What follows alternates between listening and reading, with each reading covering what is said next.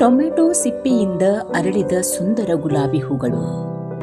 ನಮಸ್ಕಾರ ಸ್ನೇಹಿತರೆ, ಇಂದು ನಾವು ಸಾಮಾನ್ಯವಾಗಿ ಕಸದ ಬುಟ್ಟಿಗೆ ಹೋಗುವ ಟೊಮೆಟೊ ಸಿಪ್ಪೆಗಳಿಂದ ಒಂದು ಸುಂದರ ಗುಲಾಬಿ ಹೂವಿನ ಕಲಾಕೃತಿ ಮಾಡೋಣ. ವೇಸ್ಟ್ ವಸ್ತುಗಳನ್ನು ಬಳಸಿ ಸುಂದರವಾದ ಪೇಂಟಿಂಗ್ ಹೇಗೆ ಮಾಡಬಹುದು ಎಂಬುದನ್ನು ಹಂತ ಹಂತವಾಗಿ ನೋಡೋಣ. ಅಡುಗೆ ಮಾಡುವಾಗ ಉಳಿಯುವ ಸಿಪ್ಪೆಗಳನ್ನು ತಕ್ಷಣ ತ್ಯಜಿಸುವ ಬದಲು ಅವುಗಳಲ್ಲಿ ಯಾವುವು ಮರುಬಳಕೆ ಆಗಬಹುದು ಎಂದು ಯೋಚಿಸೋಣ. ಇಂತಹ ಸಣ್ಣ ಪ್ರಯತ್ನಗಳು ಮಕ್ಕಳಲ್ಲಿ ಸೃಜನಶೀಲತೆ ಮತ್ತು ಪರಿಸರ ಜಾಗೃತಿ ಎರಡನ್ನೂ ಬೆಳೆಸುತ್ತವೆ. ಈ ಚಟುವಟಿಕೆ ನಮಗೆ 3 ಮುಖ್ಯ ಪಾಠಗಳನ್ನು ಕಲಿಸುತ್ತದೆ. 1. ವೇಸ್ಟ್ ವಸ್ತುಗಳನ್ನು ಮರುಬಳಕೆ ಮಾಡಬಹುದು. 2. ಸುಂದರ ಕಲೆ ಸೃಷ್ಟಿಸಬಹುದು. 3. ಸೃಜನಶೀಲತೆಯಿಂದ ಪರಿಸರವನ್ನು ಕಾಪಾಡಲು ನಮ್ಮಿಂದಲೂ ಸಾಧ್ಯ.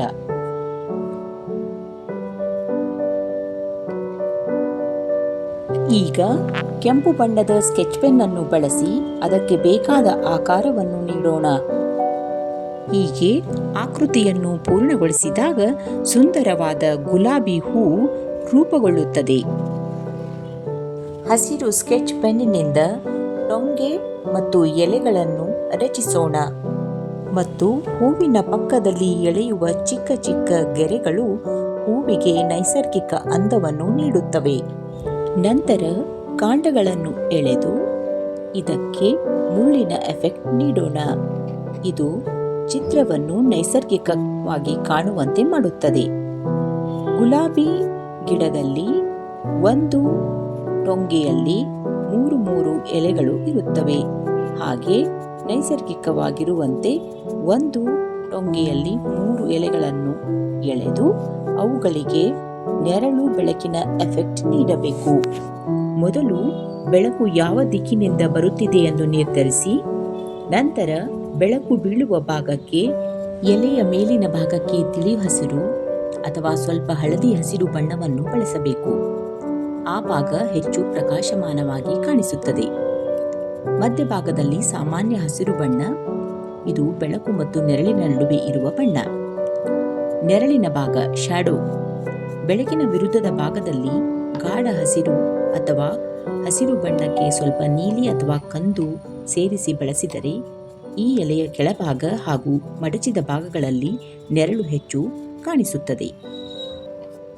ಎಲೆಯ ನರಗಳು ವೇನ್ಸ್, ಮಧ್ಯದ ಮುಖ್ಯ ನರವನ್ನು ಸ್ವಲ್ಪ ತಿಳಿಯಾಗಿ ತೋರಿಸಿ ಬದಿಯ ಸಣ್ಣ ನರಗಳಿಗೆ ಸಣ್ಣ ಸ್ಟ್ರೋಕ್ಗಳಿಂದ ಸೂಚಿಸಿದರೆ ಸಾಕು.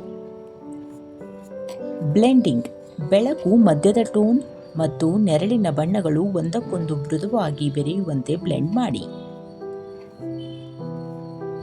ಬೇಕಾದರೆ ಹಿನ್ನೆಲೆಯಲ್ಲಿ ಸಣ್ಣ ಡೂಡಲ್, ಹೃದಯ ಅಥವಾ ಬಿಂದುಗಳನ್ನು ಸೇರಿಸಿದರೆ ಪೇಂಟಿಂಗ್ ಇನ್ನೂ ಸುಂದರವಾಗಿ ಕಾಣಿಸುತ್ತದೆ.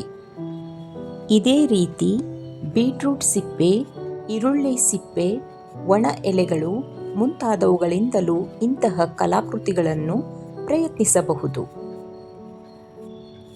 ಸ್ನೇಹಿತರೆ, ಈಗೋ ನಮ್ಮ ಟೊಮೆಟೊ ಸಿಪ್ಪೆಯ ಗುಲಾಬಿ ಕಲಾಕೃತಿ ಸಿದ್ಧವಾಗಿದೆ.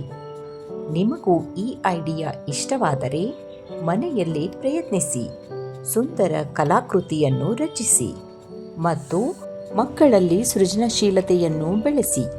ಹಾಗಾದರೆ ಸ್ನೇಹಿತರೆ, ಈ ವಿಡಿಯೋ ನಿಮಗೆ ಇಷ್ಟವಾಯಿತೇ? ಇಷ್ಟವಾದಲ್ಲಿ ವಿಡಿಯೋವನ್ನು ಲೈಕ್ ಮಾಡಿ, ಸ್ನೇಹಿತರ ಜೊತೆ ಹಂಚಿಕೊಳ್ಳಿ ಮತ್ತು ಇನ್ನಷ್ಟು ಬೆಸ್ಟ್ ಆರ್ಟ್ ವಿಡಿಯೋಗಳಿಗಾಗಿ ನಮ್ಮ ಚಾನೆಲ್ಗೆ ಸಬ್ಸ್ಕ್ರೈಬ್ ಮಾಡಿ. ನಿಮ್ಮ ಪ್ರೋತ್ಸಾಹವೇ ನಮಗೆ ಪ್ರೇರಣೆ. ಇನ್ನೊಂದು ಪ್ರೇರಣಾದಾಯಕ ವಿಡಿಯೋವೊಂದಿಗೆ ಮತ್ತೆ ಭೇಟಿಯಾಗುತ್ತೇನೆ. ಅಲ್ಲಿಯವರೆಗೆ ನಮಸ್ಕಾರ.